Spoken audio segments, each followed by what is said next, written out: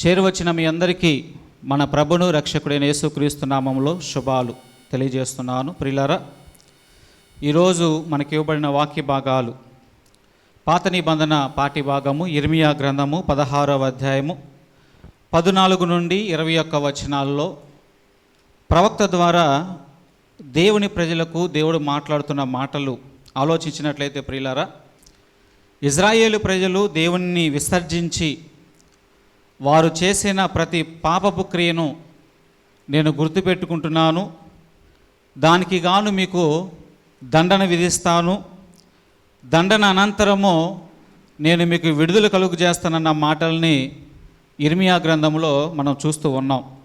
అదేవిధంగా పత్రికా పాఠ్య భాగాన్ని మనం ఆలోచించినట్లయితే మొదటి పేతురు పత్రిక 2వ అధ్యాయము 4 నుండి 10 వచనాలలో అపోస్తలుడైన పేతురు గారు మనము సజీవమైన రాళ్ళుగా మనం ఉండాలి, సజీవమైన రాళ్ళుగా ఉంటూ దేవుని యొక్క క్రియల్లో ఫలిస్తూ దేవునికి ఇష్టమైన వారిగా ఉండాలన్న మాటలను మనం చూస్తూ ఉన్నాం. అదేవిధంగా సువార్త వాక్య భాగము మత్తయి సువార్త 16వ అధ్యాయము 13 నుండి 26 వచనాల్లో యేసుక్రీస్తు వారు తనను గురించి ఏమనుకుంటున్నారన్న విషయాన్ని శిష్యులను అడిగినప్పుడు, మరి పేతురు యేసుక్రీస్తు వారిని ఒక మెస్సయ్యగా, మరి రక్షకుడిగా ఆయన గుర్తించినట్లుగా మనం చూస్తూ ఉన్నాం. ప్రియులారా, ఈరోజు 3 వాక్య భాగాల నుండి దేవుడు మనతో మాట్లాడుతున్న అంశము, మనము సజీవమైన రాళ్ళమా నిర్జీవమైన రాళ్ళమా అనే అంశాన్ని మనం ధ్యానించుకుందాం. సజీవమైన రాళ్ళు, నిర్జీవమైన రాళ్ళు.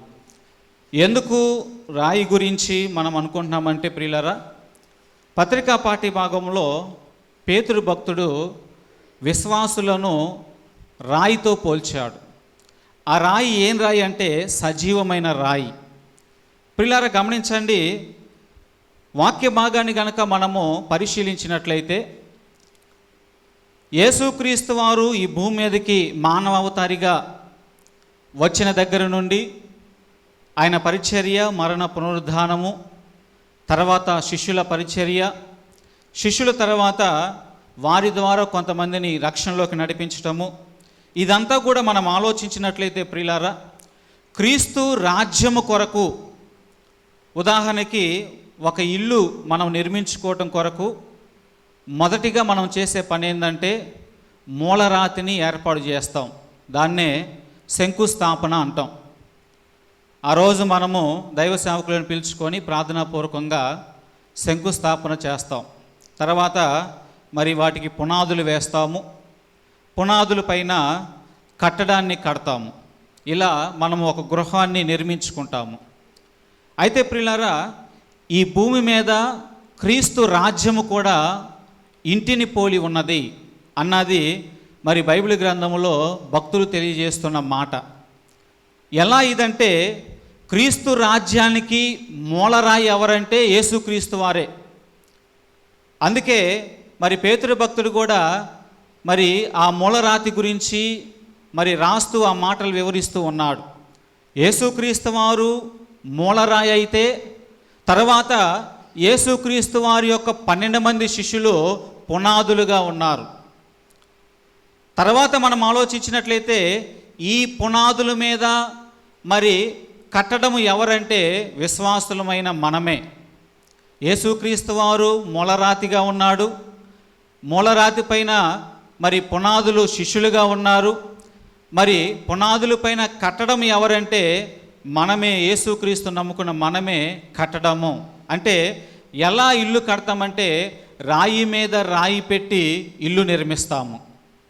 అయితే ప్రియులారా, ఈ రాళ్ళు ఆలోచించినట్లయితే ఒక్కొక్క రాయి ఒక్కొక్క విశ్వాసిగా దేవుడు వాక్యం ద్వారా తెలియజేస్తున్నాడు.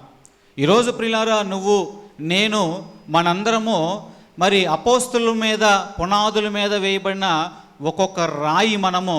అయితే మనము సజీవమైన రాళ్ళుగా ఉండాలన్నదే దైవవాక్యం మనతో ఈరోజు మాట్లాడుతున్నాడు. ప్రియులారా, గమనించండి, సజీవమైన రాళ్ళు చూద్దాము. మొదటి పేతురు పత్రిక 2వ అధ్యాయము 6వ వచనాన్ని కనుక ఒకసారి చదువుకున్నట్లయితే, ఏలయనగా ఇదిగో నేను ముఖ్యమును ఏర్పరచబడినదియు అమూల్యమునకు మూలరాతిని సియోనులో స్థాపించుచున్నాను. ఆనియందు విశ్వాసముంచువాడు ఏ మాత్రమును సిగ్గుపడడు అను మాట లేఖనమందు రాయబడి ఉన్నది. గమనించారా ప్రియులారా? లేఖనమందు ముందుగానే రాయించాడు, మూలరాతిని సియోనులో నేను వేస్తున్నాను. దేవుని యొక్క పరలోక రాజ్యము విస్తీర్ణ కొరకు, రాజ్య స్థాపన కొరకు, రాజ్య నిర్మాణాన్ని కొరకు మొట్టమొదటి మూలరాయి ఎవరంటే యేసుక్రీస్తు వారే. ఆ మూలరాతి మీద పునాదులుగా ఉన్నది ఎవరంటే యేసుక్రీస్తు వారి యొక్క శిష్యులు పునాదులుగా ఉన్నారు. ఆ పునాదుల మీద మనమందరం కూడా ఒక్కొక్క రాయిగా పేర్చబడి ఉన్నాము. పిల్లలు గమనించండి, ఈ యొక్క నిర్మాణంలో ఉదాహరణకి ఇల్లు కట్టుకునే విధానంలోనే మనం ఆలోచించినట్లయితే ఇంటికి మనము ఎటువంటి రాళ్ళు ఉపయోగిస్తాము, ఇంటికి మనము ఎలాంటి రాళ్ళను ఉపయోగిస్తామంటే ఇల్లు కట్టుకునే మనకు ఉపయోగపడే రాతిని మాత్రమే ఉపయోగిస్తాము. అది ఉపయోగపడితేనే మన ఇంటి నిర్మాణానికి ఆ రాతిని మనము ఉపయోగిస్తాము. పిల్లరా, ఆ రాయి కనుక ఉపయోగపడకపోతే మరి ఆ రాళ్ళను బయట విసిరివేస్తారు, లేకపోతే ఆ రాళ్ళను మరి ఇంటిలో ఉన్న ఫౌండేషన్లో లోపల దేనికి పనికి రాకుండా వేయటానికి ఉపయోగిస్తారు. ఇప్పుడు అంతకుముందు అయితే పెద్ద పెద్ద రాళ్ళు ఉండేవి ఇల్లు కట్టడానికి, మీ అందరికీ తెలిసిన విషయమే. చిన్నగా మరి ఇప్పుడు ఇటుక రాళ్ళు వచ్చినాయి, సిమెంట్ రాళ్ళు వచ్చినాయి. ఇటుక రాళ్ళతో ఇల్లు కట్టుకునేటప్పుడు కొన్ని రాళ్ళు, కొన్ని ఇటుక రాయి ఎలాగుంటుందంటే సరైన 4 పలకలు సరిగా ఉండదు. ఒక్కొక్క రాయి పొంగిపోయి ఒక పక్క సమాంతరంగా, ఒక పక్క విచిత్రంగా ఉంటుంది. ఇటువంటి రాళ్ళను ఏం చేస్తారంటే ఈ రాయి ఉపయోగపడదని చెప్పి ఆ రాళ్ళను పడేయటం జరుగుతూ ఉంది. ప్రియులారా గమనించండి, నేను ఎందుకు ఈ విషయాన్ని మీతో చెబుతున్నానంటే దేవుని యొక్క రాజ్య నిర్మాణము ఇప్పుడు జరుగుతూ ఉంది. ఈ రాజ్య నిర్మాణానికి మూలరాయి క్రీస్తు అయితే, పునాదులు శిష్యులైతే, కట్టడము మనమై ఉన్నాము. అయితే ఈ దేవుని రాజ్యము కట్టేటప్పుడు ఈ రాళ్లను ఉపయోగించేటప్పుడు ప్రియులారా, నీవు నేను పనికొచ్చే రాయిగా ఉంటే దేవుడు తన రాజ్యం కొరకే మనల్ని వాడుకుంటాడు. నీవు నేను సజీవమైన రాయిగా, ఆయనకి ఇష్టమైన రాయిగా మనం ఉంటే ఆయన యొక్క పరలోకపు పట్టణానికి కట్టబడే రాతుల్లో మనం ఒక రాయిగా ఉంటాము. ప్రియులారా, ఒకవేళ పనికిరాని రాయిగా ఉంటే విసిరి పారవేయబడతాము, నెట్టవేయబడతాము, దేనికి పనికిరాని వారం అవుతామన్న విషయాన్ని ప్రియులారా పేతురు గారు తన పత్రికలో ఈరోజు తెలియజేస్తున్నాడు ఇదే మాటని. ఎందుకంటే కొంతమంది యేసుక్రీస్తు వారిని మరి త్రోసివేశారు, ఈయన దేనికి పనికిరాడని. వాళ్ళు ఏమనుకున్నారంటే యేసుక్రీస్తు వారు ఈ రాయ దేనికి పనికిరాదని విసిరివేశారు. అయితే భక్తులంటున్న మాట ఏంటంటే, ఏ రాయి అయితే మీరు విసిరివేశారో ఆ రాయే మీకు ఇప్పుడు తలరాయి అయ్యింది. అంటే ఏది మీరు వద్దనుకున్నారో, ఎవరు వద్దనుకున్నారంటే శాస్త్రులు, పరిసయ్యులు, సద్దుకయ్యులు, ప్రియులారా, ఇలా అనేక మంది యేసుక్రీస్తు వారు దేనికి పనికిరాడు, యేసుక్రీస్తు వారు మాకు అవసరం లేదు, ఆయన లేకుండానే మేము దేవుని రాజ్యంలోకి వెళ్తాము, దేవునికి ఇష్టలుగా ఉంటామని అనుకున్నారు. అయితే శిష్యులు తెలియజేస్తుంది ఏంటంటే, మీరు ఏ రాయి అయితే పనికిరాదని విసిరివేశారో ఆ రాయి ఇప్పుడు మూలకు తలరాయి అయ్యింది. ఇప్పుడు ఆయన వద్దకే మీరు రావాలి, ఆయన్నే మీరు ఆరాధించాలి, ఆయన్నే మీరు స్తుతించాలి, ఆయన్నే మీరు రక్షకుడిగా అంగీకరించాలి. ఆయన్ని అంగీకరిస్తేనే మీరు పరలోక రాజ్యాన్ని కట్టబడే ఒక రాళ్ళల్లో ఒక రాయిగా మీరు ఉంటారు, సజీవమైన రాళ్ళుగా మీరు ఉంటారు. చూడండి, ఈరోజు మనకి ఇవ్వబడిన పాత నిబంధన పాఠ్యభాగాన్ని కనుక ఒకసారి చదివితే, ఇర్మియా గ్రంథము యెహోవా సెలవిచ్చింది ఏమనగా, వారిని మరలా రప్పించెదను గనుక రాబోవు దినములలో ఐగుప్తు దేశంలో నుండి ఇజ్రాయేలును రప్పించిన యెహోవా జీవము తోడని, ఇక మీదట అనక ఉత్తర దేశములో నుండి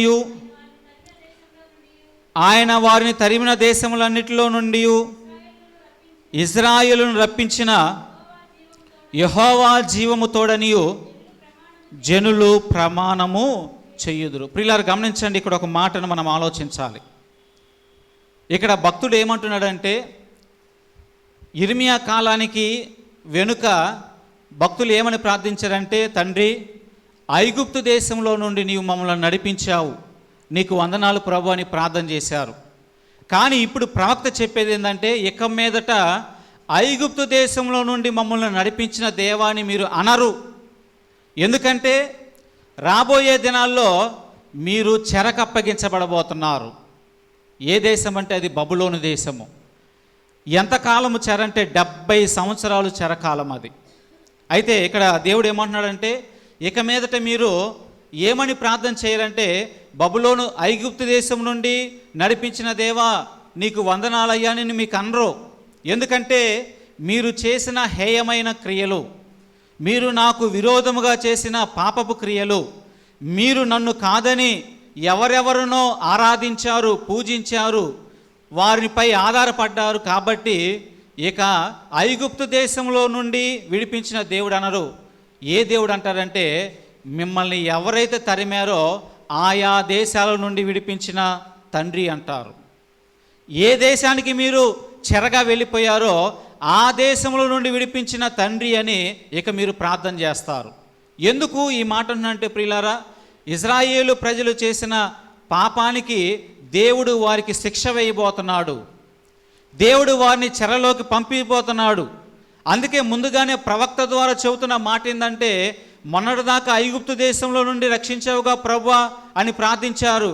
కానీ ఇప్పుడేమని ప్రార్థిస్తారంటే, ఆయా దేశాల నుండి మమ్మల్ని తప్పించావుగా ప్రభు అని మీరు ప్రార్థన చేస్తారు. కాబట్టి దేవుడు అంటున్నాడు, వారు చేసిన అవిధేయత క్రియలను బట్టి వారిని చెరకప్పగిస్తాను, అయితే తర్వాత వారిని నడిపిస్తాను. వారు నడిపించిన తర్వాత వాళ్ళు అనుకుంటారు, యెహోవా నా బలము, నా దుర్గము, మరి యెహోవా గొప్పవాడని మీరు కొనియాడతారన్న మాటల్ని పాత నిబంధన పాఠ్యభాగంలో మనం చూస్తున్నాం. ప్రియులారు, ఈరోజు పాత నిబంధన పాఠ్యభాగంలో ఆ యొక్క ఇజ్రాయేలు ప్రజలను కనుక మనం ఆలోచించినట్లయితే ప్రియులారా, నిజముగా దేవుడు వారిని ఏర్పాటు చేసుకున్నాడు. ఎందుకంటే దేవుని రాజ్య స్థాపన కొరకు ఇజ్రాయేల్ ప్రజలను ఎందుకు ఏర్పాటు చేసుకున్నాడంటే, దేవుడనే ఆయనకు గురుతుగా ఏదైనా ప్రజలు ఉన్నారంటే వారు ఇజ్రాయేలు ప్రజలే, ఇంకెవరు లేరు. ఆ కాలంలో ఇజ్రాయేలు ప్రజలను చూసినప్పుడు దేవుడు గుర్తొస్తాడు, దేవుణ్ణి చూసినప్పుడు ఇజ్రాయేలు ప్రజలు గుర్తొస్తారు. ఆ విధంగా దేవుడు వాళ్ళని ఏర్పాటు చేసుకొని దేవుని యొక్క రాజ్య స్థాపన కొరకు, దేవుడు ఈ ప్రపంచమంతా తెలియటం కొరకు ఇజ్రాయేలు ప్రజల్ని ఏర్పాటు చేసుకొని వాళ్ళని నడిపిస్తుంటే, వాళ్ళు ఏం చేశారంటే ప్రియులారా, వారు వ్యభిచారం చేశారు. వాళ్ళు ఏం చేశారంటే అన్య దేవతారాధన చేశారు. వాళ్ళు ఏం చేశారంటే చెయ్యరాని అకృతాలు చేశారు. అన్య ప్రజలు ఎటువంటి ఆచారాలు కలిగి ఉన్నారో ఆ దినాలలో, ఈ దినాల్లో కాదండి, ఆ దినాలలో అన్య ప్రజలు ఎటువంటి ఆచారాలు కలిగి ఉన్నారో అటువంటి ఆచారాలన్నీ కలిగి, గమనించండి ప్రియులారా, వారు దేవునికి వ్యతిరేకమైన కార్యాలు జరిగించారు. అందుకే దేవుడు ఏమంటున్నాడంటే, నా రాజ్య స్థాపన కోసం నేను ఏర్పాటు చేసుకున్నాను, ఏర్పాటు చేసుకున్న వాళ్ళు వీరు నా నుండి తప్పిపోయారు కాబట్టి వీరికి ఖచ్చితంగా శిక్ష వేయాలి, ఖచ్చితంగా వీరిని చెరకప్పగించాలని దేవుడు నిర్ణయం తీసుకున్నాడు. అయితే కొత్త నిబంధనలోకి వచ్చేసరికి ప్రియులారా, దేవుడు నిన్ను నన్ను నూతన ఇజ్రాయేలుగా ఎన్నుకున్నాడు. నీవు నేను కూడా దేవుని యొక్క రాజ్య స్థాపనలో మరి ఒక ముఖ్యమైన పాత్ర పోషించాలి. సజీవమైన రాయిగా నీవు నేను అందరం కూడా దేవునికి ఇష్టమైన వారిగా మనం ఉండాలి. అయితే ఇజ్రాయేలు చేసిన తప్పే ఒకవేళ నీవు నేను చేస్తున్నావేమో. ఇజ్రాయేలులాగా దేవుణ్ణి విడిచి, దేవుణ్ణి మరచి హేయమైన కార్యాలు చేస్తూ, వద్దన్న కార్యాలు చేస్తూ దేవునికి దూరంగా ఉన్నట్లుగా ఈరోజు నీవు నేను కూడా దేవునికి అయిష్టమైన కార్యాలు చేస్తూ దేవునికి దూరంగా ఉన్నావేమో ఒకసారి మనం పరిశీలించుకోవాలి.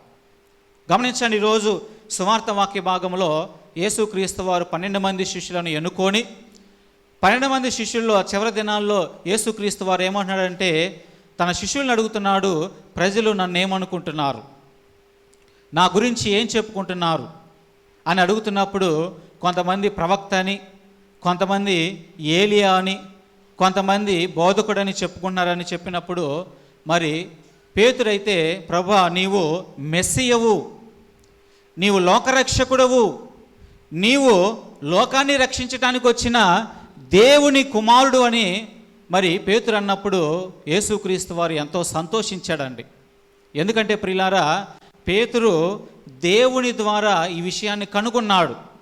అందుకే దేవుడు ఏమంటున్నాడంటే, పేతురు నీవు ధన్యుడవు, దేవుడు నీకు బయలుపరిస్తేనే కానీ ఈ విషయం నీకు అర్థం కాదు, కానీ నీకు బయలుపరచబడింది కాబట్టి ఇదిగో నీ బండ మీద నా సంఘాన్ని నేను నిర్మించబోతున్నాను, నీ బండ మీద నేను సంఘాన్ని స్థాపించబోతున్నాను, నా సంఘ స్థాపనకు పునాదివి నీవే, మూలరాయిని నేనైతే పునాదివి నీవే అని పేతురుతో అంటున్న మాటల్ని మనం ఆలోచించాలి ప్రియులారా. నిన్నటి దినాన్ని కనుక మనం ఆలోచించినట్లయితే మన భారతదేశానికి యేసుక్రీస్తు వారి శిష్యుల్లో ఒకరైన వారు మన భారతదేశానికి వచ్చారు. ఎవరో చెప్పగలరమ్మా? తోమా శిష్యుడు భారతదేశానికి మరి మిషనరీగా వచ్చాడు. యేసుక్రీస్తు గురించి మొదట కేరళలో, తర్వాత మద్రాసులో, మరలా చైనాకి వెళ్ళిపోయాడు, మరలా ఇక్కడికి వచ్చి పరిచర్య జరిగించాడు ప్రియులారా. అయితే ఆయన గమనించండి, క్రీస్తు శకము 70వ సంవత్సరము జూలై 3వ తారీఖు మరణించాడు. క్రీస్తు శకము 70వ సంవత్సరము జూలై 3వ తారీఖు ఆయన మరణించాడు. ఆయన మరణించలేదు, ఆయన చంపారు ప్రియులారా. మద్రాసులో ఆయన పరిచర్య చేస్తున్నప్పుడు అక్కడ బ్రాహ్మణులు ఉన్నారు. ఆనాటి కాలంలో అగ్రస్థానంలో బ్రాహ్మణులు ఉండేవారు. వాళ్ళు చెప్పిందే వేదవాక్ అయ్యేది. అయితే ఆ కాలంలో బ్రాహ్మణులు మరి పూజలు చేస్తూ అగ్రస్థానంలో ఉండేవారు. అయితే తోమా యేసుక్రీస్తు వారి గురించి ప్రకటిస్తున్నప్పుడు, యేసుక్రీస్తు వారి గురించి సువార్త ప్రకటిస్తున్నప్పుడు వాళ్ళు తోమాను గద్దించారు, తోమాను బెదిరించారు. నీవు చేస్తుంది ఏంటి? మాకు విరోధముగా ఎవరినో తీసుకొచ్చి ఇక్కడ ప్రకటిస్తున్నావు, నీకెంత ధైర్యం ఉంది, నిన్ను చంపేస్తామని చెప్పి వాళ్ళు అంటున్నప్పుడు తోమా గారు వారితో ఛాలెంజ్ చేస్తాడు. నేను ఒకసారి ఈ విషయాన్ని మీకు చెప్పాను. వాళ్ళు ఉదయాన్నే నదికి వెళ్ళి సూర్యుడు ఉదయిస్తున్నప్పుడు నదిలో మునిగి ఆ నీళ్లను తలపైకి చల్లుకుంటూ సూర్యుడిని వాళ్ళు ఆరాధిస్తూ ఉంటారు బ్రాహ్మణులు. ప్రతిరోజు ఉదయాన్నే వాళ్ళు పని చేస్తారు. అయితే ఒకరోజు తోమా గారు కూడా నది దగ్గరికి వెళ్ళి వాళ్ళు పూజ చేసుకొని నీళ్లు పైకి చల్లుకుంటూ ఉన్నప్పుడు తోమా గారిని చూసి వాళ్ళు అంటున్నారు, నిన్ను రావద్దన్నాంకా, నిన్ను సువార్త ప్రకటించొద్దన్నాముగా, నువ్వెందుకు మరలా పదే వస్తున్నావు, సువార్త చెబుతున్నావు, జాగ్రత్త అంటున్నప్పుడు తోమా గారు బ్రాహ్మణులతోటి ఒక ఛాలెంజ్ చేస్తాడు. ఏంటి ఆ ఛాలెంజ్ అంటే, నీవు ఆ నీటిని పైకి విసురుతున్నావు కదా, ఆ నీటిని ఎందుకు నువ్వు పైకి విసురుతున్నావు అంటే, ఇదిగో సూర్య భగవానునికి పూజ్యార్పితంగా నేను ఆ నీటిని పైకి విసిరి పూజ చేస్తున్నాను అని చెబుతాడు. అని అన్నప్పుడు తోమా గారు ఏమంటారంటే, నువ్వు విసిరిన నీళ్లు పైనే ఆగుతాయా కింద పడతాయి అంటే ఖచ్చితంగా కిందే పడతాయి అంటాడు. అయితే ఒకటి, నువ్వు నమ్మే దేవుణ్ణి ప్రార్థించు, నీ నీళ్లు పైనే ఆగాలని. నేను నమ్మే దేవుణ్ణి నేను ప్రార్థిస్తాను, నీ నీళ్లు పైనే ఆగుతాయని. ఎవరు దేవుడు నిజమైతే, వాళ్ళు ప్రార్థించిన దేవుడు నిజమే అయితే ఆ నీళ్లు ఆగుతాయి అన్నప్పుడు ఆ బ్రాహ్మణుడు ఆ యొక్క నీటిని తీసుకొని ప్రార్థన చేసి పైకి విసరంగానే ఆ నీళ్ళని ఆయన మీదే పడ్డాయి. ఇలా 3 సార్లు నీళ్లు పైకి విసిరాడు. తర్వాత తోమాతో అంటున్నాడు, సరే నీ దేవుడిని నువ్వు అడుగు, నీళ్లు పైన ఉంటాయో లేవో అన్నప్పుడు తోమా గారు చిన్న ప్రార్థన చేసుకొని, సరే ఇప్పుడు నీళ్లు పైకి విసిరమన్నప్పుడు బ్రాహ్మణుడు ఆ నీళ్లు తీసుకొని పైకి విసిరినప్పుడు ప్రియులారా ఆ నీళ్లు పైనే ఆగిపోయినాయి, అవి కింద పడలేదు. ఇది చూస్తున్న ఆ బ్రాహ్మణుడు, ఆ పక్కనున్న కొంతమంది సభ బ్రాహ్మణులు వాళ్ళందరూ కూడా ఆశ్చర్యపోయారు. అరే, ఇన్నేళ్ళు కొన్ని వందల సంవత్సరాలు మా పూర్వీకులు అందరూ కూడా మరి నదిలోకి వచ్చి సూర్య భగవాన్ని ఆరాధిస్తున్నాము, ఏ రోజు కూడా ఇటువంటి అద్భుతం జరగలేదే, ఇప్పుడేంటి ఇతను ప్రార్థించగానే ఆ నీళ్లు ఆకాశంలాగిని అంటే ఇంతకాలము మేము ఆరాధించే దేవుడు తప్ప, ఇంతకాలము మేము పూజ చేసే దేవుడు లేడా? అంటే ఆయన చెప్పే దేవుడే నిజమైన దేవుడా అని వాళ్ళందరూ కూడా తోమా దగ్గరికి వచ్చి తోమా గారిని అసలు ఏంటయ్యా, ఏంది దేవుడు అంటే ఏంది అసలు ఏందన్నప్పుడు తోమా గారు ఆ దేవుని మొత్తము యెహోవా దేవుడు సృష్టి ప్రణాళిక, మానవుని చేయటము, మానవుడు తప్పిపోవటము, యేసుక్రీస్తు రావటం, ఇదంతా కూడా అక్కడ కూర్చున్న బ్రాహ్మణులందరికీ వివరించాడు. వివరించినప్పుడు వాళ్ళందరూ కూడా ఆ మాటలన్నీ విని నిజమే, మీరు చెప్పేది సత్యము, ఆయనే నిజమైన దేవుడు అని చెప్పి ఆనాడు వాళ్ళందరూ కూడా అంటండి అవన్నీ తీసి పడవేసి క్రీస్తు సువార్తను ప్రకటించారు.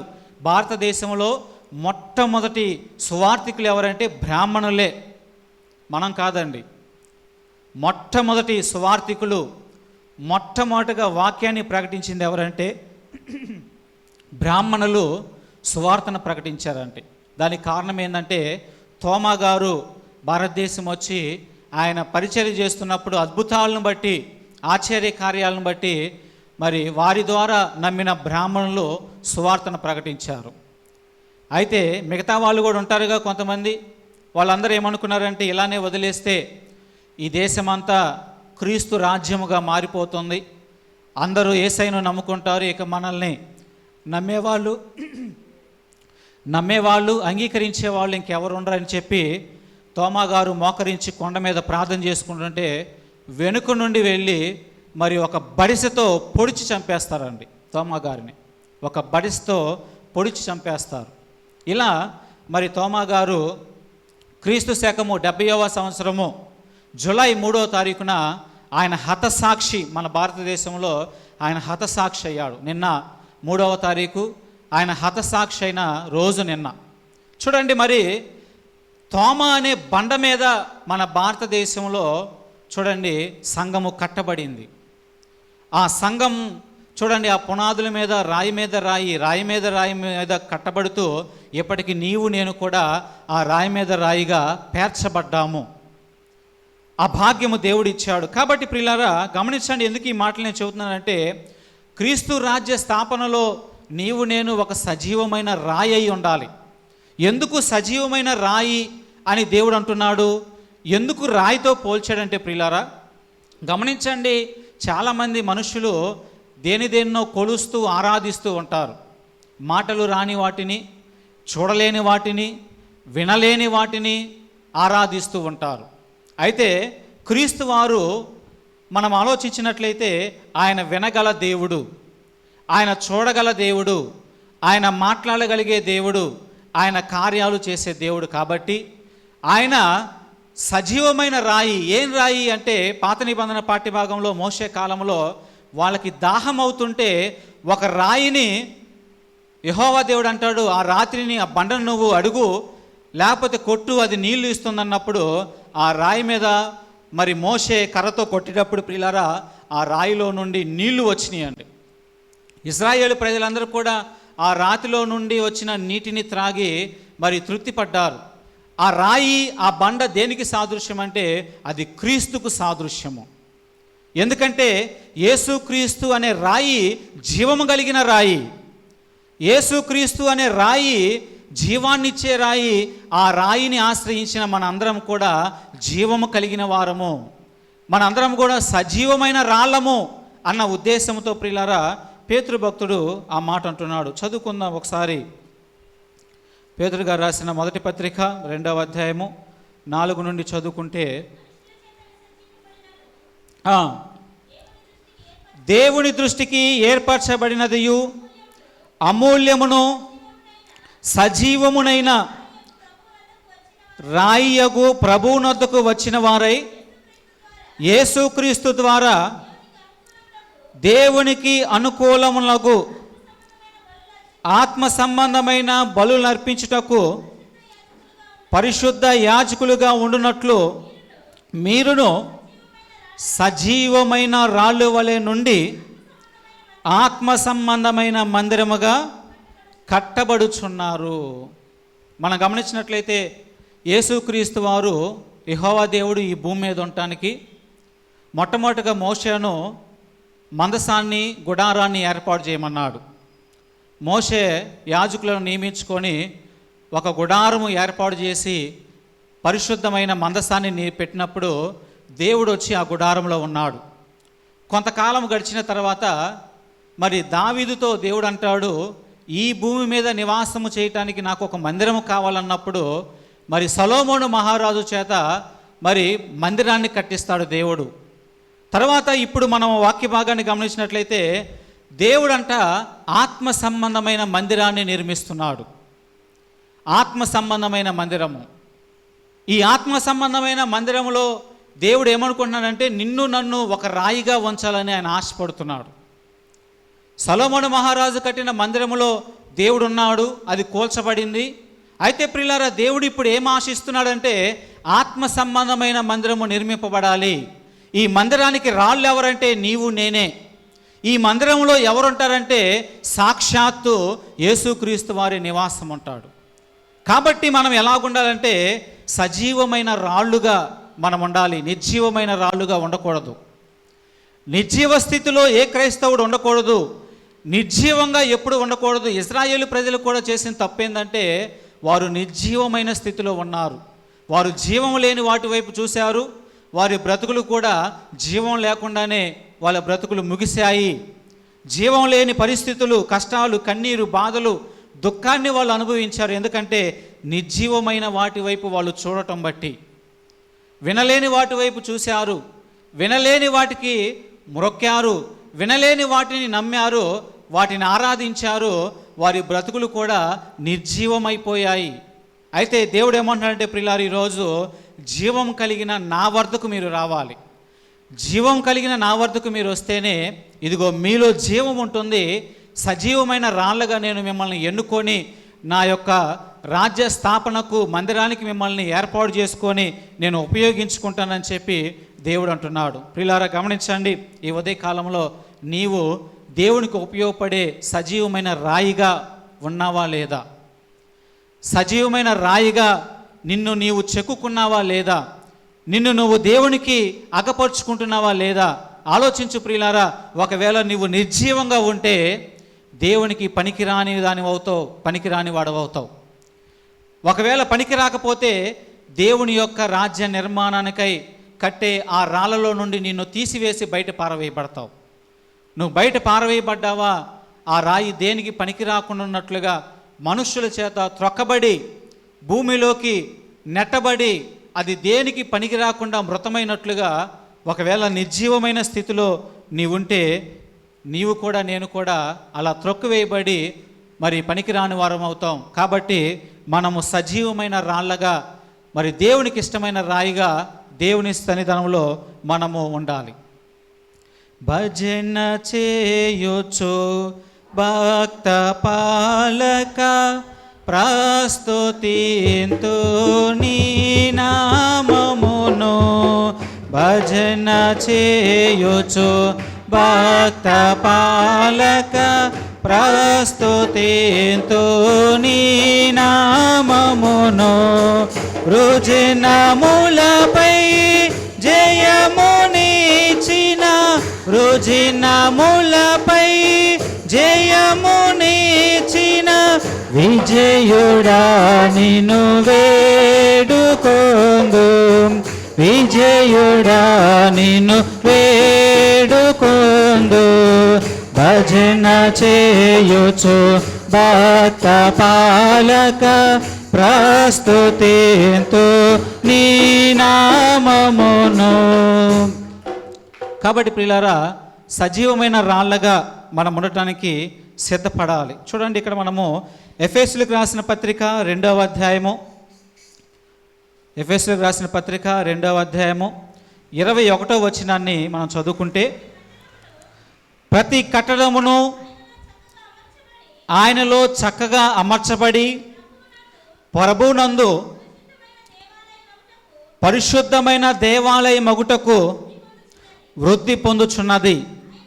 ఆయనలో మీరు కూడా ఆత్మ మూలముగా దేవునికి నివాస స్థలమై ఉండుటకు కట్టబడుచున్నారు. చూసారా ప్రియులారా, మనము ఆత్మ సంబంధమైన మందిర నిర్మాణములో రాళ్ళలాగా దేవుడు ఉంచుతున్నాడు. ఆత్మ సంబంధమైన మందిర నిర్మాణములో దేవుడు ఎవరైతే యేసయ్యను ఒప్పుకుంటున్నారో వాళ్ళందరినీ మరి ఆ మందిరము కట్టడంలో ఒక రాయిగా ఎన్నుకుంటున్నాడు. ప్రియులారా, మరి ఆ రాళ్ళల్లో ఒక రాయిగా నీవు నేను ఉండాలనే దేవుడు కోరుకుంటున్నాడు. దేవుడు ఆశపడుతున్నాడు. ఎందుకంటే దేవుని దగ్గర ఉంటేనే మనకి క్షేమము, దేవునితో ఉంటేనే మనకి సంరక్షణ. దేవుడు లేకుండా మనకు క్షేమం లేదు, సంరక్షణ లేదు, జీవము లేదు, మనకి ఏమీ దొరకదు. దేవుడు లేకుండా, దేవుడు ఉంటేనే మనకు సమస్తము దొరుకుతుంది. కాబట్టి మనము సజీవమైన రాళ్ళగా ఆయనలో మనము ఏర్పరచబడాలి. ఏంటి అసలు సజీవమైన రాయికి గుర్తులేంది, నిర్జీవమైన రాయికి గుర్తులు ఏంటంటే, పిల్లరా ఆలోచిద్దాము. సజీవమైన రాయికి గుర్తు ఏంటంటే, మొట్టమొదటగా పేతురు గారు చెప్పినట్లుగా మూలరాయి అయిన యేసుక్రీస్తునందు విశ్వాసం ఉంచుతారు వాళ్ళు. అంటే యేసుక్రీస్తుని నమ్మి యేసుక్రీస్తు రక్తంలో కడగబడతారు. అది మొదటి లక్షణము. సజీవమైన రాయికి గుర్తు ఏంటంటే యేసుక్రీస్తు వారిని వాళ్ళు అంగీకరిస్తారు. పాత నిబంధన పాఠ్య భాగంలో ఇజ్రాయేల్ ప్రజల్ని ఎవరిని అంగీకరించారంటే మాట్లాడలేని, వినలేని, చేయలేని వాటిని విశ్వసించారు. అలా విశ్వసించడం వలన దేవుడు ప్రవక్తను పంపి ఏమంటున్నాడంటే, మీరు ఐగుప్తు దేశంలో విడిపించిన దేవుడు అనరేక. ఏ దేవుడు అంటారంటే ఆ దేశం నుండి, ఈ దేశం నుండి, ఆ దేశం నుండి, ఇంకో దేశం నుండి విడిపించిన దేవుణ్ణి మహిమపరుస్తున్నామంటారు. ఎందుకంటే అన్ని శ్రమలు మీకు రాబోతున్నాయి, అంతమందిని మీ మీదకు పంపుతున్నాను, అంతమంది రాజులు వచ్చి మిమ్మల్ని కొల్లగొట్టి మిమ్మల్ని హింసించి వాళ్ళు మిమ్మల్ని చెరలోకి తీసుకువెళ్తారు. ఎందుకు తీసుకువెళ్తారంటే మీరు నా యందు విశ్వాసం ఉంచలేదు, మీరు నిర్జీవమైన వాటి వైపు వెళ్ళారు, నిర్జీవమైన వాటికి మ్రొక్కారు, నిర్జీవమైన వాటిపై విశ్వాసం ఉంచారు. కాబట్టి మీ విశ్వాసము నిర్జీవమైంది కాబట్టి మీరు నిర్జీవమైపోతారు. అంటే మీరు మృతమైపోతారు, మీకు ఆశీర్వాదం లేకుండా పోతారు. మీరు మరి ఎటువంటి ఆశీర్వాదం లేకుండా శ్రమల్లోకి మీరు వెళ్తారు. అయితే ఇక్కడ ఏమంటున్నాడంటే ప్రియులారా, నిజముగా మనము జీవం కలిగిన రాయి అయితే మనలో మొట్టమొదటిగా యేసుక్రీస్తు వారిని మనం అంగీకరించి ఉంటాం, యేసుక్రీస్తు వారి రక్తంలో కడగబడి ఉంటాం, యేసుక్రీస్తునందు విశ్వాసం ఉంచుతాం. యేసుక్రీస్తును తప్పితే ఇంకెవ్వరి వైపు మనం వెళ్ళాం, యేసుక్రీస్తుతోనే మనం ఉంటాము. ఎందుకంటే ఆయన జీవము కలిగిన దేవుడు, జీవము కలిగిన దేవుడిని ఆశ్రయించడం వలన మనకు కూడా జీవం వస్తుంది. కాబట్టి మనము జీవంతో ఉంటాం కాబట్టి జీవము కలిగిన దేవుణ్ణే వాళ్ళు ఆరాధిస్తారు. రెండవదిగా చూసుకున్నట్లయితే ప్రియులారా, వారు యేసుక్రీస్తు వారు చెప్పిన బాటలో వాళ్ళు నడుస్తూ ఉంటారు, ఆయన ఆజ్ఞల్లో వాళ్ళు ఉంటారు. యేసుక్రీస్తు వారు ఏం చెప్పాడు పోయిన వారము, ఈ దేవుడు మెచ్చే 3 విషయాలని మీతో చెప్పాను. ఒకటి క్షమాగుణము, రెండోది భయభక్తులు కలిగిన భక్తి, మూడోదిగా ప్రేమ. ఈ 3 విషయాలు దేవుడు మెచ్చుకుంటాడు. ఎవరైతే భయభక్తులు కలిగి ఉంటారో, ఎవరైతే క్షమాగుణం కలిగి ఉంటారో, ఎవరైతే పొరుగువాడిని ప్రేమిస్తారో వారిని దేవుడు మెచ్చుకుంటాడు, వారంటే దేవునికి ఇష్టం. అయితే రెండవదిగా దేవుని యొక్క బాటలో మరి దేవుని యొక్క ఆజ్ఞలో నడుస్తారంటండి. సజీవమైన రాయి ఎలాగుంటుందంటే, సజీవమైన దేవుని బిడ్డలు ఎలాగుంటారంటే జీవము కలిగిన దేవుని యొక్క మాట ప్రకారంగా నడుస్తారు. ఎందుకంటే నా మాట అగ్ని వంటిది కాదా, నా మాట సుత్తి వంటిది కాదా, నా మాట మరి ఆ కొండను బద్దలు చేయి వంటిది కాదా అని దేవుడు అంటున్నాడు ప్రియులారా. అంటే దీనికి అర్థం ఏంటంటే ఆయన మాట ప్రకారంగా మనం నడవటం బట్టి మనకు ఆశీర్వాదం వస్తుంది.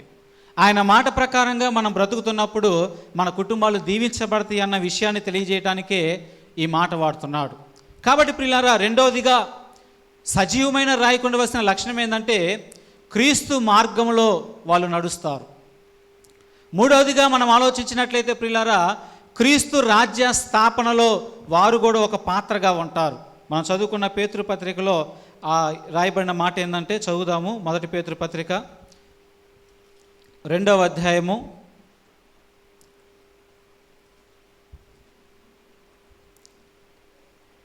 6వ వచనం చదువుదాం, 5వ వచనం చదువుదామా.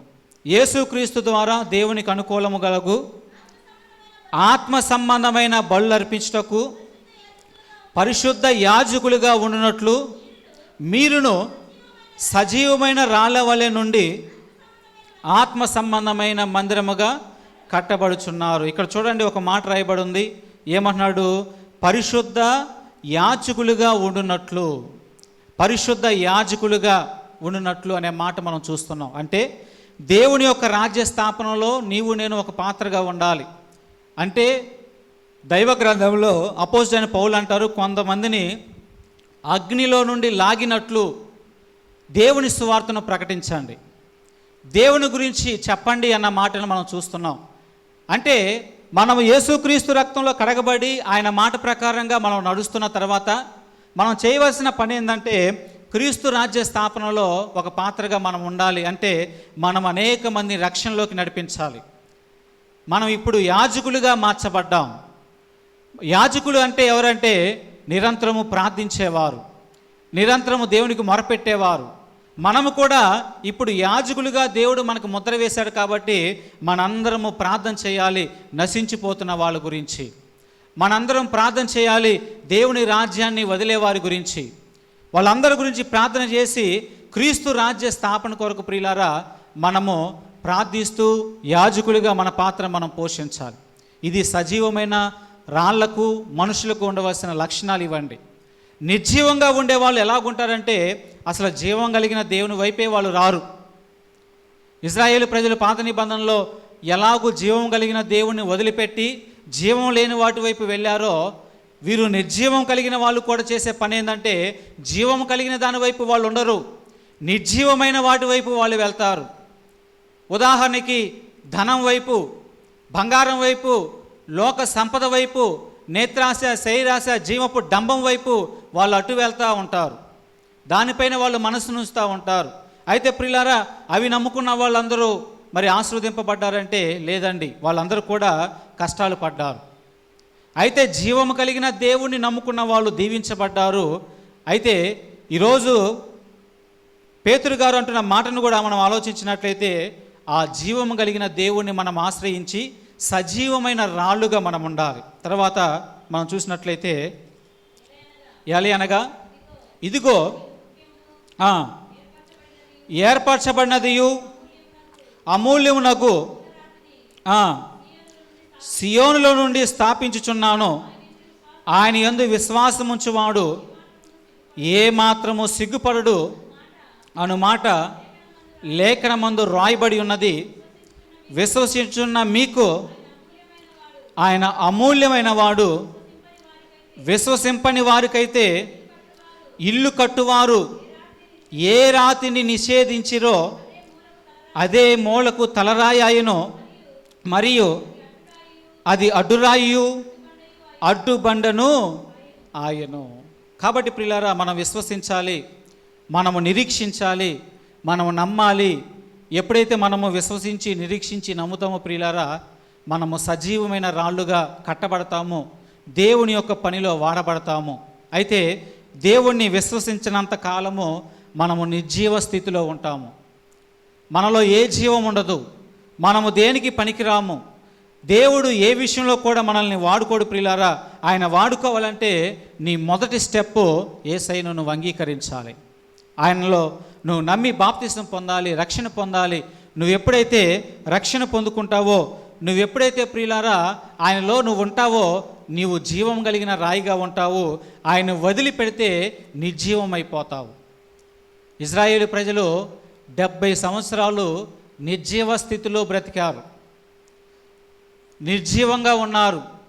దేవుడు వారితో మాట్లాడలేదు, దేవుడు వారికి ఎటువంటి దర్శన భాగ్యం ఇవ్వలేదు, దేవుడు వారిని శిక్షకు అప్పగించాడు. వాళ్ళు ఎలాగున్నారంటే ఒకరి కింద బానిసలుగా బాధలు పడుతూ, అల్లాడుతూ, కష్టపడుతూ, కన్నీళ్లు కారుస్తూ, సొంత ఇల్లు లేక, సొంత దేశం లేక, సొంత ప్రజలు లేక, సొంతదంటూ ఏది లేక ఎక్కడికో వెళ్ళిపోయి వారి చేతి కింద అనేకమైన బాధలు పడ్డారు. ఆ బాధే నిర్జీవమైనది. ఈరోజు ప్రియులారా, దేవుడు కూడా నిన్ను నన్ను అంటున్నాడు, మనము క్రీస్తును కాదని ఎక్కడికి వెళ్ళినా మనము నిర్జీవమైన స్థితిలోనే ఉంటాము, జీవం లేని వారిగా ఉంటాం మనం. కానీ ప్రియులారా, క్రీస్తును కలిగి మనం బ్రతుకుతూ ఉన్నప్పుడు, క్రీస్తును కలిగి మనము ఉంటూ ఉన్నప్పుడు మనము జీవస్థితిలో ఉంటాము. దేవుడు మనల్ని జీవింప చేస్తాడని ఈరోజు వాక్యము తెలియజేస్తుంది. కాబట్టి మరి ఈరోజు మనం ధ్యానించుకుంటున్న అంశంలో కూడా మనము నిర్జీవమైన రాయిగా ఉంటున్నామా, సజీవమైన రాయిగా ఉంటున్నామా ఆలోచించాలి. దేవుడు ఎన్నుకునే రాయిలో మనం కూడా ఒక రాయిగా ఉంటున్నామా, ఒక పాత్రగా ఉంటున్నామా లేదా? ఈ ఉదయకాలంలో ప్రియులారా ఆలోచించి, ఒకవేళ నిర్జీవమైన రాయి స్థితిలో ఉంటే ఈ ఉదయకాలమే దేవుని నువ్వు అడుగు, ప్రభువా నీకు ఉపయోగపడే రాయిగా నన్ను స్థిరపరచు, నన్ను నడిపించని దేవుని నువ్వు అడిగితే ప్రియులారా నిన్ను కూడా సజీవమైన రాయిగా ఆయన ఆత్మ సంబంధమైన మందిరంలో నిన్ను వాడుకుంటాడు దేవుడు. ఎంత ప్రేమ, ఎంత దయ, ఎంత కృప యేసయ్య నీకు, ఎంత ప్రేమ, ఎంత దయ, ఎంత కృప యేసయ్య నీకు, ఇంతయనివా నింపనిలలో, ఇంతయనివా నింపనిలలో, నెవనికి నిసాధ్యంబు కాదు, ఎవనికి నిసాధ్యంబు కాదు.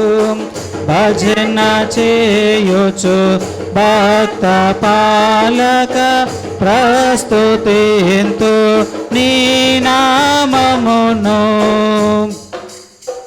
కాబట్టి ప్రియులారా సజీవమైన రాళ్ళుగా మనం ఉండాలని దేవుడు కోరుకుంటున్నాడు. మొదటి రాజుల గ్రంథము 5వ అధ్యాయము 17వ వచనాన్ని కనుక ఒకసారి చూసినట్లయితే,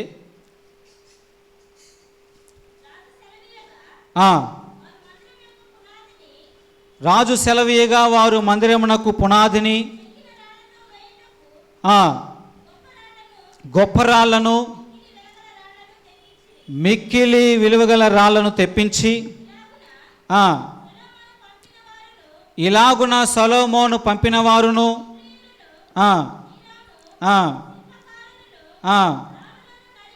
రాళ్ళను నరికి, రాళ్లను మలిచి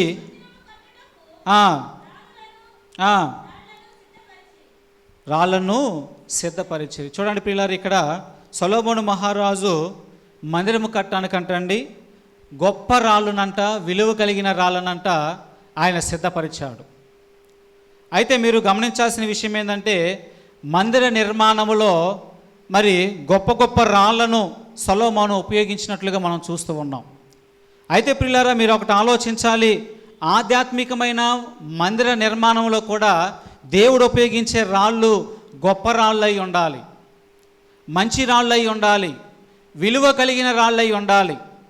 ఈ యొక్క వాక్యాన్ని గనక మనం ఆధ్యాత్మికంగా ఆలోచించినట్లయితే, సొలొమోను మందిరాన్ని ఆధ్యాత్మికంగా తీసుకుంటే సొలొమోను మందిరము బాహ్య రూపమైతే, మరి పేతురు గారు చెప్పే మందిరము ఆత్మీయ రూపమైనది, ఆత్మరూపమైనది. కాబట్టి బాహ్య రూపమైన మందిరానికే గొప్ప గొప్ప రాళ్లను, విలువైన రాళ్లను తీసుకొచ్చి మందిరానికి ఉపయోగించారు. మరి మిగిలిన రాళ్ళు పరిస్థితి ఏంటంటే, పనికిరాని రాళ్లను విసిరివేశారు, పనికిరాని రాళ్లను ఉపయోగించలేదు మందిరం కట్టడానికి. పిల్లరా గమనించండి, ఆత్మ సంబంధమైన మందిరము కట్టడానికి గొప్ప గొప్ప రాళ్లను దేవుడు ఎంచుకుంటున్నాడు. ఆ రాళ్లతో మందిరాన్ని నిర్మిస్తున్నాడు. ఎందుకు ఈ మందిరం అంటే దేవుడు నివాసం చేయటానికి. అయితే ప్రియులారా ఆ గొప్ప రాళ్ళల్లో ఒక రాయిగా నువ్వు ఉండాలి. నీవు దేవుని దృష్టిలో గొప్పదానిగా, గొప్పవాడిగా కనిపించాలి.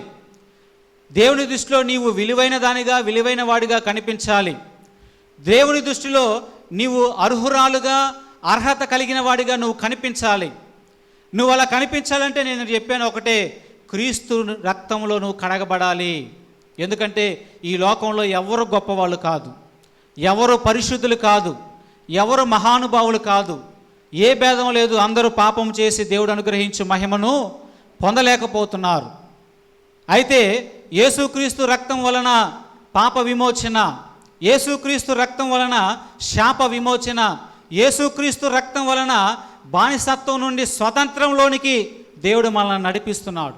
కాబట్టి పిల్లలు గమనించండి, నీవు ఒక విలువైన వాడిగా, విలువైన దానిగా నువ్వు మార్చబడాలంటే, దేవుడి దృష్టిలో నీకు విలువ ఉండాలంటే నువ్వు చేయవలసిన మొట్టమొదటి పని ఏంటంటే, ఆయన రక్తంలో నువ్వు కడగబడిన తర్వాతే నీకంటూ ఒక విలువ వస్తుంది. ప్రియులారా, నువ్వు కడగబడినంత కాలము దేవుని దృష్టిలో నీకంటూ ఒక విలువ ఉండదు.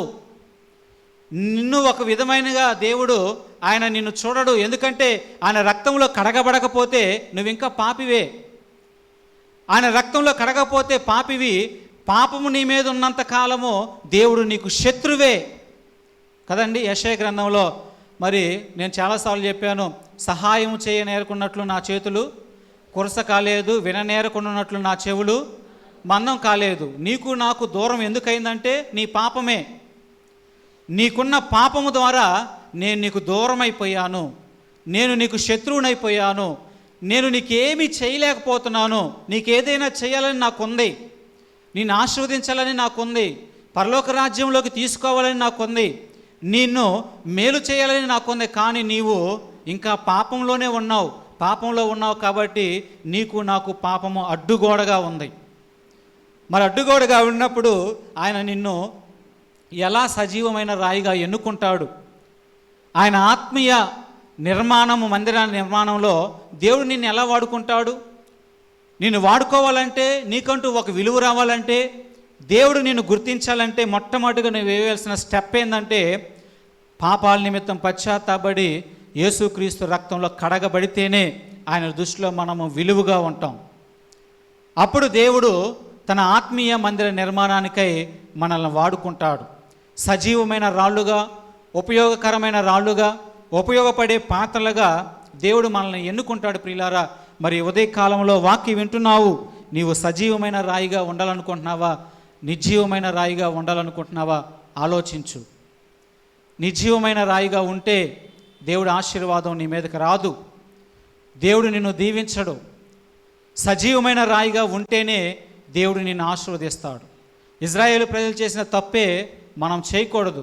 ఇజ్రాయేలు దూరం అయిపోయినట్లు మనం కూడా దూరం అయిపోకూడదు. ప్రియులారా, గమనించండి, నూతన నిబంధనలో మరి క్రీస్తు వారు చెబుతున్న మాట ఏంటంటే, ఇదిగో మీరు సజీవమైన రాళ్ళుగా ఉండాలి, ఆత్మ సంబంధమైన మందిరంలో మీరు కూడా ఒక రాయిగా ఉండాలి, ఉంటేనే అది మీకు ఆశీర్వాదం అని చెప్పి మరి దేవుడు అంటున్నాడు. మరి ఉదయ కాలంలో నీవు నిర్ణయం తీసుకుంటావా? నేను కూడా సజీవమైన రాయిగా, క్రీస్తుకు ఉపయోగపడే రాయిగా, మందిరంలో ఒక రాయిగా నేను కూడా ఉంటానని నిర్ణయం తీసుకుంటావా? చూడండి ప్రియులారా, యెరూషలేము మందిరము దేవాలయం కట్టేటప్పుడు అంటండి, రాళ్లను చెక్కేటప్పుడు అంట సొలొమోను మహారాజు అంట దూరంగా ఉంచి రాళ్లను చెక్కించి మందిరం కాడకు తీసుకొచ్చి మందిరాన్ని కట్టాడు. అంటే మందిరం కాడ ఎటువంటి శబ్దాలు లేవు, మందిరం కాడ ఓన్లీ కట్టబడటమే ఉంది. అయితే గమనించండి, దీనికి సాదృశ్యం ఏంటంటే, ఈ లోకంలో మనం మందిరముగా కట్టబడాలంటే ఇక్కడ శబ్దాలు మనం వినిపించాలి దేవునికి. ఏంటి ఈ శబ్దాలంటే, మన పశ్చాత్తాపం అనే శబ్దం వినిపించాలి దేవునికి. దేవుణ్ణి స్తుతించాలి, దేవుణ్ణి ఆరాధించాలి, దేవుని దగ్గర మనం ఏడవాలి, కన్నీరు కార్చాలి. ప్రభువా, నన్ను నా పాపం నుండి విడిపించని ఎంత పెద్దగా ఎలుగెత్తినా, ఎన్ని శబ్దాలు చేసినా మనం ఇక్కడే చేస్తాం. ఈ శబ్దాలన్నీ చేసి దేవుని దగ్గర మనం అంగీకరింపబడినాక ఈ రాయిని తీసుకెళ్ళి ఆత్మీయ మందిరంలో దేవుడు మనం నిలుపుతాడు. ఈ మందిరం ఎక్కడ ఉంటుందంటే పరలోకంలో ఉంటుంది.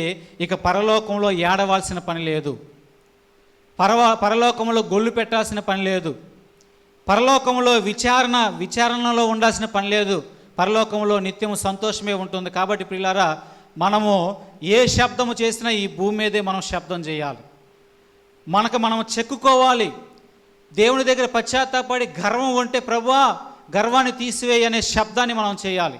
పాపం ఉంటే, ప్రభువా నాలో ఉన్న పాపాన్ని తీసివే ప్రభు అనే శబ్దం మనం చేయాలి. ఒకవేళ మహంకారులుగా ఉంటే, లేకపోతే మరొక విధంగా దేవునికి వ్యతిరేకమైన కార్యాలు మనలో ఉంటే, ఒక్కొక్క కార్యం నిమిత్తమై మనం శబ్దం చేసి మనల్ని మనం చెక్కుకోవాలి. ప్రియులారా, మనము దేవునికి అమూల్యమైన రాయిగా చెక్కుకుంటే దేవుడు ఈ రాయిని సజీవమైన రాయిగా తీర్చిదిద్ది ఆయన రాజ్యంలో ఉంచుతాడు. మరి ఉదయ కాలంలో నీవు నిర్ణయం తీసుకుంటావా? నేను సజీవమైన రాయిగా దేవుని యొక్క కట్టడలో ఉండాలి, దేవుని యొక్క ఆత్మీయ మందిరంలో నేను కూడా ఒక రాయిగా ఉండాలి అని నువ్వు నిర్ణయం తీసుకుంటావా? నిర్ణయం తీసుకున్నట్లయితే ప్రియులారా, నిజంగా నిన్ను ఒక సజీవమైన రాయిగా ఉంచుతాడు. ఆ రాయి ఎలాగుంటుందంటే, అది మరణం లేని రాయిగా, అది కన్నీరు లేని రాయిగా, దుఃఖము లేని రాయిగా. చూడండి ప్రియులారా, ఆ సజీవమైన రాయి ఎప్పుడు సంతోషంగా ఉంటుందంట. ఆ రాయి సాదృశ్యం మనమే. నిర్జీవమైన రాయి అయితే ఈ భూమి మీదే త్రోసివేయబడుతుంది, త్రొక్కబడుతుంది.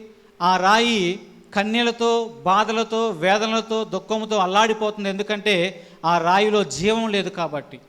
ఈరోజు నీలో నాలో జీవం లేకపోతే, క్రీస్తు అనుగ్రహించే ఆత్మ లేకపోతే మనము కూడా నిర్జీవ స్థితిలో ఉంటాము. నిర్జీవ స్థితిలో ఉంటే దేవుడు మనల్ని ఆలకించడం. అయితే దేవుడు అంటున్నాడు, పేతురు భక్తుల ద్వారా ఈరోజు మాట్లాడుతున్నాడు, మీరు సజీవమైన రాళ్ళుగా ఉండాలి. సజీవమైన రాళ్లతో మీరు ఉండాలి. దేవుని దగ్గరకు మీరు రావాలి, దీవించబడాలని చెబుతున్నాడు. కాబట్టి మనము సజీవమైన రాళ్ళుగా ఉండి దేవుని యొక్క కృప పొందుకునే వారిగా ఉండాలని కోరుకుంటూ ఈ వాక్య భాగాన్ని ముగిస్తున్నాను. దేవుడి వాక్యం దీవించి ఆశీర్వదించి మన హృదయాల్లో ఫలింప చేయునుగాక. ఆమేన్. సమస్త జ్ఞానకం ఇచ్చిన దేవుని సమాధానము మన ప్రభువైన యేసుక్రీస్తు వలన మీ హృదయములకు, మీ తలంపులకు కావలి ఉండునుగాక. ఆమేన్. దేవా